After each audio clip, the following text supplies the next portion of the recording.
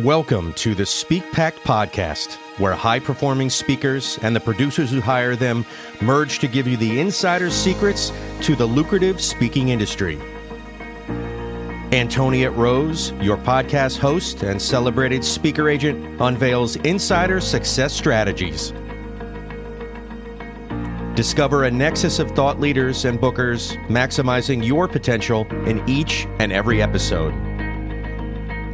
Your ticket to ultimate speaking success begins right here. Catch the transformative insights waiting for you on the SPEAKPact podcast, hosted by the industry powerhouse herself, Antoniette Roze. Welcome back to SPEAKPact. Thrilled you're joining us today. I'm Antoniette Roze, your host, and today I have author, speaker, Jerry Skolnik with us. He has a fabulous book, a fabulous journey that he's going to share with us. We're going to dive a little bit into his journey as a speaker. He was 20 years in New York, 10 years in California. He owned gas stations. He was in the beauty industry. And now he is really devoting himself to the power of his voice and the concepts and solutions that he can bring. So welcome to the stage, Jerry. Thank you, Antoniette. I'm glad to be here. Well, I'd like to start off with what came first, your book or speaking? And how does one serve the other? Okay. The book came first. This whole adventure started with COVID. And I was still working in the beauty industry, and well, we don't have to go into what happened with that. Everybody knows it was just changed everything for a while. Yeah. And I had been in the gas station business for 30 years, and then the hair salon business for 20 years. And I sat back when everything happened, and I said, you know what? I never loved either one of those, and I wanted to do something to help people. And I started studying positivity with Bob Proctor. That would have something to do with the name of your book, I would assume, right? We're all crazy. Get used to it. Yeah. Well, the name of my book came about because actually one of the most famous books ever written by Napoleon Hill called Think and Grow Rich. Yes. There's a page in there where he says that somebody wrote a book. They didn't give a name. I'd love to give the name, but it's not in the book. They wrote a book. It wasn't selling, and they changed the name of the book without changing one single word in the book, and it started to sell. And this is many, many years ago. This is in the 30s or 40s. But so I wanted to have a catchy title. I came up with the title like this, and then I really didn't love it that much. I wanted to change it. I couldn't change it because everybody loves the name of my book. So we're all crazy. Get used to it. All right. So do you find that your book opens more speaking opportunities for you, or was it the reverse?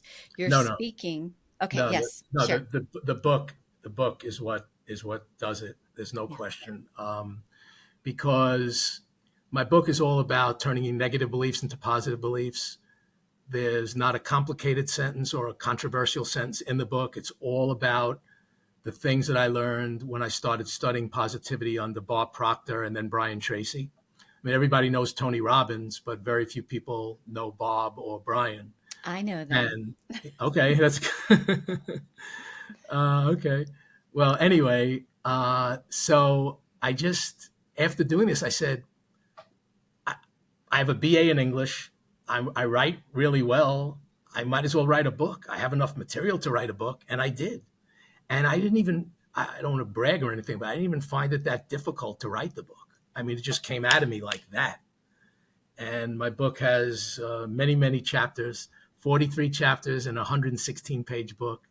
I like to make it so that, yeah, bite sizes, right. I wanted to put as much in there as I can. And of course, I have enough material to write another book too, which I hope to do soon. What I've found when I speak with different authors are those books where they're really struggling and just trying to put something together, and they've got some random thoughts, and it's just a uphill struggle. Doesn't mean that the timing isn't right, but something's off. Either they're they're not being true to themselves, they're not being true to their audience, something's off. But on the other hand, when everything just seems to come together and you almost can't not write, like you've got to lock your doors and you've just got to get this out, that's when the pieces have really fallen together. I've seen this over and over. And it doesn't mean that even then the book writing process isn't hard. It's just not that forced struggle, which is a little bit different than hard, right? Yeah. I mean, for me, I don't want to sound like I'm bragging or anything, but for me, it was really an easy thing. I mean, my nickname is Mr. Stories. And I don't go a day without telling stories of somebody will say something. Oh, that reminds me of a story. And I'll tell a story about what has happened in my life. I mean, I've learned, I've been around. I grew up in Brooklyn. I lived on Long Island. Now I'm in San Diego because my kids and my grandchildren are here. And when I got to San Diego, it was kind of like culture shock in a way. And I wanted to, Oh, I bet. yeah. And I wanted to just tell my story. And, but of course, when I do my speaking, the audience isn't necessarily wants to hear your story. You have to make it, the audience is the most important thing.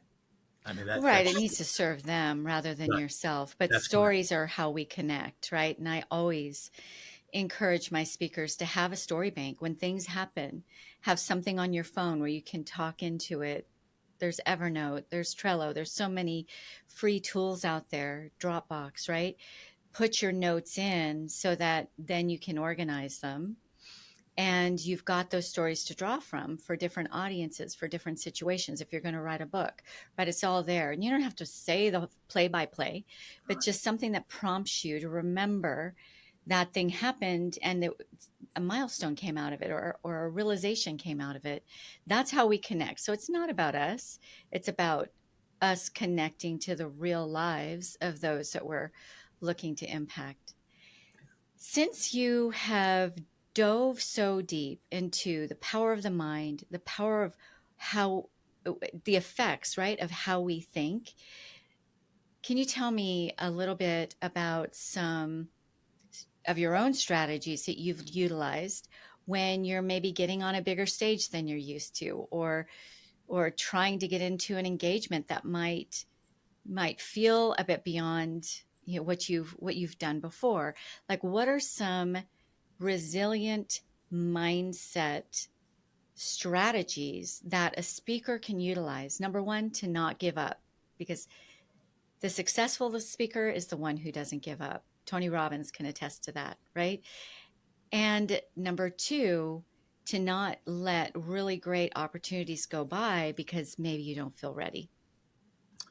Well, the first thing I'll say is one of the things I've learned is there's no such thing as failure.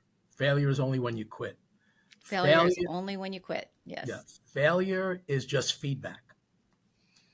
Now you know not what didn't work.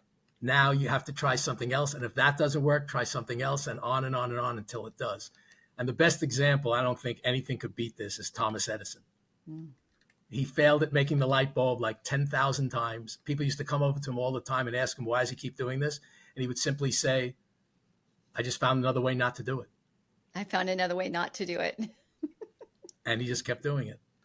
And perfection is another one, because there really, I mean, in my opinion, there is no such thing as failure and there is no such thing as perfect. I mean, you can have a perfect performance then, but maybe the next one might not be. And I'll tell you something else. If you were perfect, life would be boring. Yes, so true. It absolutely would. There's always going to be problems. It's what you do with those problems that matter. And I mean, what else can I say? And that's another good story. At one point, I think Tiger Woods at one point was unquestionably the best golfer in the world. Yeah. You know what he did during that time? He redid his stroke. I mean, so he was already the best, and he was still working to get better. Yeah. And again, I realized this a couple of years ago, that life would be boring. I mean, you'd love it for a little while, maybe a couple of weeks, and then you would look for problems. Do we really go a day without some kind of a problem? It may be a minor problem, but every day we have some kind of a problem that we have to navigate, take care of. And that's what life's all about. Life is not a smooth ride. It's not meant to be a smooth ride. At least I don't think so. I'd love it to be a smooth ride, but it's not. You just said a lot of gold there. And it's Okay, so thank true. you. One time I met a couple, Okay. and I think they'd been married about 12 years, and they were boasting that they had never been in an argument. And my first thought as an Italian was like, man, that sounds boring. Like, yuck, right? It's that friction that gets you to the next level, to me. And I think the same is true in your own speaking career. You need to make some of those mistakes so that you grow. Do it not ready, right? Do it a little bit scared, and definitely do not shoot for perfection. Shoot for authenticity. Scrappy is the new perfect. People do not want perfection because they can't relate to it. Yeah. Yeah. Well, there's another point to perfection that's very important to relate here. And that is who can beat yourself up better than you? Right. I've never found a person yet that didn't agree with me on that. And to me, that means we expect ourselves to be perfect. But then you go to the next step, which there is no perfect. So I try to teach people all the time, don't beat yourself up. There are other people out there that are going to criticize you and say bad things about you. Don't do it to yourself. Just continue to improve. That's all you can do. Continue to improve, right? Improve your best last. Don't compare yourself to somebody who's in the 5th grade and you're still in the 2nd grade, right? Don't compare somebody's 20-year journey to your maybe 10-year journey, because that's a killer. And don't beat yourself up, right? I just think that that's so important for speakers, especially because, most audiences are amazing, but there can be some critics out there. Grow some thick skin, because you're not speaking to that one maybe critic. You're speaking to the person who actually pulled something out of your talk and it's going to transform their lives. One thing that you just want when you leave the stage, you want, if you resonated with somebody on one thing, you did a good job.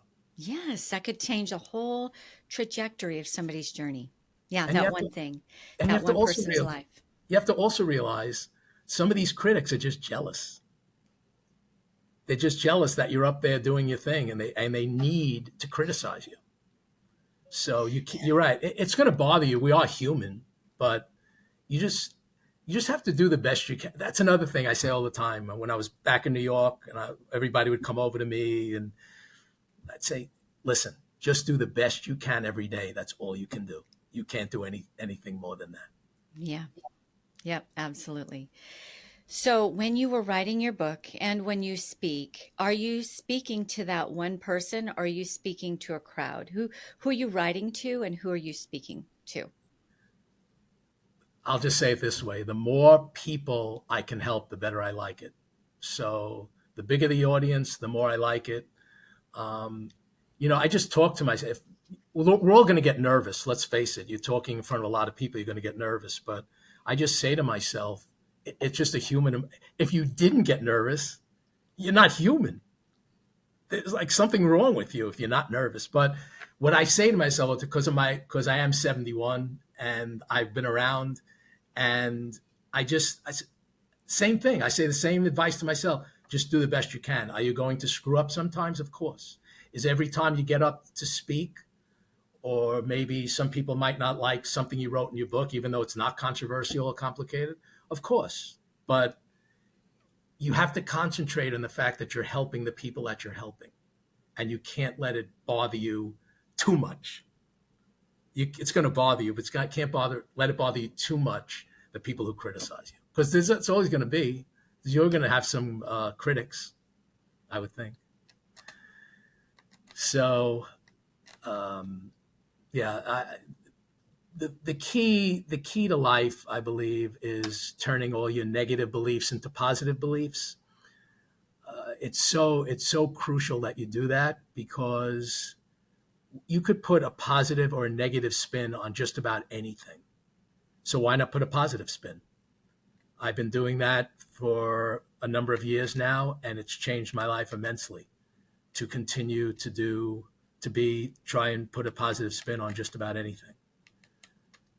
So Yeah. So something you said. So when you are speaking to a full audience, you're not going to reach anybody if you're speaking to everybody, right? So I know that when you were writing your book, you had somebody in mind, even though you wanted to help a lot. You reach a big audience by speaking to one person, basically.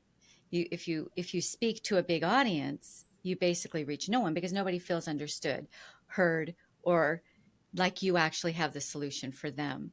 So when you're writing your book and when you get an engagement and you get in front of an audience, what is that one person that you're really wanting to make a difference? What's the pain that they're feeling? What is the solution you feel like you can bring to them? That pain solution factor. I just said it a couple of seconds ago. It's all about what I try to teach anyone is you could put a positive or a negative spin onto just about anything. So why not put a positive spin? I mean, and when I say that, I don't want to make light of the fact that there could be something that happens in your life that you can't put a positive spin. I understand that. But for the most part, you can put a positive spin on just about anything. So take your negative and put a positive on it. I learned that a few years ago, and I've taken that forward, and it has changed my life. It really has. And that's what I do. So that's a Yeah. strategy. Who is that a strategy for? That's the strategy. But I'm sitting in your audience. What am I feeling that I'm going to be able to glean something from you and take it home with me? Well, I never really stopped to think about the one person, trying to think about everyone. But if there's one message that I would like to get out there to everyone is that and with all the things going on in the world, and we could talk about that for all day, with all the things Yes. going on in the world right now, you don't have to be the one to think of all these horrible things that are going on. I'll put it this way. What can you do? What can this one person do that I'd be talking to that could make the world a better place? That would probably be the one thing that I would say. What can you, if I was talking to one person, what can you do to make the world a better place? What thing can you change in your life that you can do to help people? And it's not, again, I'm looking to help everyone. I get it. But what can you do, the one person, to help somebody else, to make their life better? One of the things I like to say all the time, think riches and abundance. Don't think lack and poverty. If you think lack and poverty, that's what you're going to get. If you think riches and abundance, that's what you're going to get. We need to think positively. We need to do what we can to help our fellow human being. I hope that answered you. I don't know. Yeah. I'll just piggyback on that a little bit. So when Okay. Sure. I interviewed a man, his name is Rashid Ahmed. No, it's been months ago now. And similarly to what you're saying, he said as a speaker, when his phone was not ringing, instead of getting upset or getting down, he basically would spend that energy hearing the phone ring and envisioning that phone call or email, right? Whatever it might be. And invariably it would happen, right? He could have gotten down, all upset, feeling like giving up, and that's putting energy into giving up. Instead, he put energy into seeing it happen for himself, and he's a sought after speaker now. And then that fuels you to be able to make that next outreach contact or do something that's going to move the dial in your career. If you're feeling down, it's really hard to even want to take those actions. So what are some of the ways that you get your engagements now? Well, you may get my speaking engagements. I'm Yes. always working with somebody. I'm working with a company now that they're helping me to get speaking engagements. I do some cold calling. I'm not in love with cold calling, but it's all, I've learned so many things. I've been to a bunch of different seminars, and it's all about the event planners. You're working with the event planners, and not necessarily the audience in and of itself. So that's pretty much what I do. I work with, there's one particular company that I work with a lot now, and they're helping me to get some speaking engagements. And You brought up a really good point. I see speakers do this all the time. They market to the audience. They market themselves as a speaker to the audience. You don't do that. Not if you want engagements. You market yourself to the planner, the organizer, the corporate L&D director, whoever it is that you're going to be pitching your talk to. You market to them. And the languaging is very different because their job is very different. And it's on the line. Right? Their job relies on getting the right speaker to create the goal, right, that they were hired to do. Correct. So speak to that. And then you can come up with your fun title for your talk and your description and all of the things that are going to make it fun for the person to want to attend. But the first job is to market to the person who's going to hire you. Correct. Yes. Tell me and the audience how they can find your book, how they can learn more about you. Okay. My book is on Amazon. It's very inexpensive. I highly recommend it only because of all the studying that I did about positivity. I've learned so much, and it's all in my book. My book is 116 pages with 43 chapters, as I said before. It's just showing you ways to turn your negative beliefs into positive beliefs. And I hit on most topics: relationships, the power of the money mindset, how everybody has a money story. And whether you're a billionaire or you're a homeless person, you have a money story. I go into that. I go into relationships. I go into health. Just about everything and anything you could think of is in my book. Again, on turning your negative beliefs. So basically on Amazon. I know you're on LinkedIn, but Yes. Amazon's maybe the better. Yes, correct. Mm-hmm. Yeah. Okay, and say the title of your book again. Everybody's crazy. Get used to it. We're all crazy. Get used to it. Okay, there it is. We're all crazy. Get used to it. Fabulous. And it looks like an airplane read, right? You're going to take a trip across the U.S. Just take that book and read it. It's an easy all right, read. Jerry, you know that I have a signature question. And I would love for you and I today have joined forces in challenging our beautiful SpeakPact audience to make the greatest impact that they can with the power of their voice. And your voice can come through writing a book, through speaking, through consulting, however you want that to be. I know that you have some really great strategies on how to expand that impact. So can you share that with us? Absolutely. We are what we think about. And you just said it before. I didn't catch his name. Rashid Ahmed. Rashid, Ahmed? yeah. Look what he did. People will say that's and Rashad, crazy. Okay, yeah. I hope I didn't get it wrong. Rashad, if I did, I'm sorry. That's okay. It's either Rashad Ahmed or Rashid Ahmed. Okay, I gotcha. Okay. Either way, I believe in that stuff. I believe in the universe gives you what you ask for, what you think about. We are what we think about. So, and one of the things I talk about all the time is don't think lack in. If you think lack in poverty, that's what you're going to get. If you think riches in abundance, that's what you're going to get. And I know a lot of people say, well, I'll never be rich and I'll never have abundance. Yes, you can. And yes, you will. If you think it, act it. I do mantras every day. I say things all the time to keep my positivity up. It's very easy in this day and age in 2024 to think negatively, but you can't. The more people I can get to think positively, the better off we can all be. And like I said, we are what we think about. So think in the good ways and not in the bad ways. I love that. And our energy goes where our mind goes, right? And so if you're saying, the speaking thing, I really hoped it would work, but I just don't know if it's going to work. I've reached out to 20 people. Nobody's gotten back to me. You know, that's where your energy is going to go.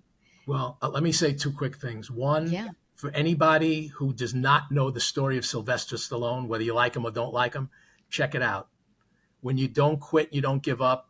That's what this guy went through is mind-boggling. Okay. The other thing is I do videos on Facebook every Monday. They're very short videos. And one of the ones I did the other day, which I really like, is you want to stay healthy. You want a good trick to stay healthy. Laugh every day. Laugh every day. Find something to laugh at every single day. There's real science behind that. Yeah. There's no question about it. I could go into, there's a guy who laughed himself out of having like a rare form of cancer. His name was Norman Cousins. I don't know if you ever heard of him, but he laughed himself better. He went in, he rented a hotel room. He got Marx Brothers, Abbott and Costello, Carol Burnett show, whatever he got, and he laughed himself better. So Wow. I always say you should work out. Everybody should work out. That's a big part of staying healthy. But if you can't or you don't want to, whatever, make sure you find something to laugh at every single day. Laughing, dancing, walking, getting in nature, right? Our bodies believe us. So when we say something or think something, our bodies believe us on a cellular level and throughout, right? And so when we're laughing, and there's so much to live for because there's so much laughter and joy and happiness, our bodies are going to go to work for us. Like, oh, you really need to stick around here, right? No question. When we're down and depressed, people talk themselves. You've heard of couples where, you know, maybe they've been together for years and years, and one passes and the other one is so heartbroken that they pass shortly after, and they can be even fairly young, like maybe in their 50s or 60s. And that's because they talk themselves right into it. I think that there's a lot to be said in what you're just sharing. Thanks. When it comes to speakers, so many speakers give up just before success. And that's all about that mind chatter that Jerry is talking about. You can either tell yourself, there's a way, I have value. There are people out there laying awake at night, praying for my solutions. I just need to be discovered. What can I do today to go get discovered?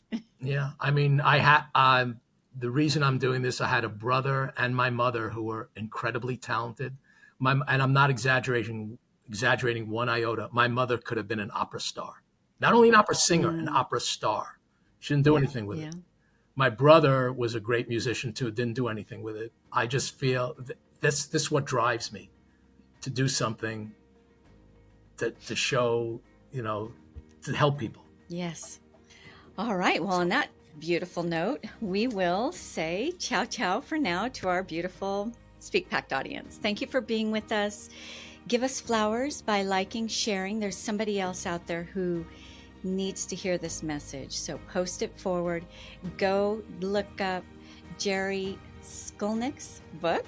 Say the title one last time. We're all crazy. Get used to it. And by the way, very important you said that, because my book is listed with Jerry is my nickname, so to speak. It's the nickname of Gerald. It's under JEROLD SKOLNIK. Gerald. Okay. Gerald, sounds yeah. Good. Yeah. Ciao, ciao for now. Thank you for listening to the SpeakPact podcast. To become a recommended speaker of Antoniette's WPC speaker agency, or you are a host or planner looking for a dynamic expert in optimized performance, Antoniette would like to personally meet with you. Secure a time with her at speakerbooker.com. Again, that is speakerbooker.com. It all begins with a vision, a voice, and a pact to impact. Join the SpeakPact movement by joining our new private Facebook group at the link in our show notes. Find us on nearly every social media platform at One Antoniette. That's number 1, ANTONIETTE, or simply #SpeakPact.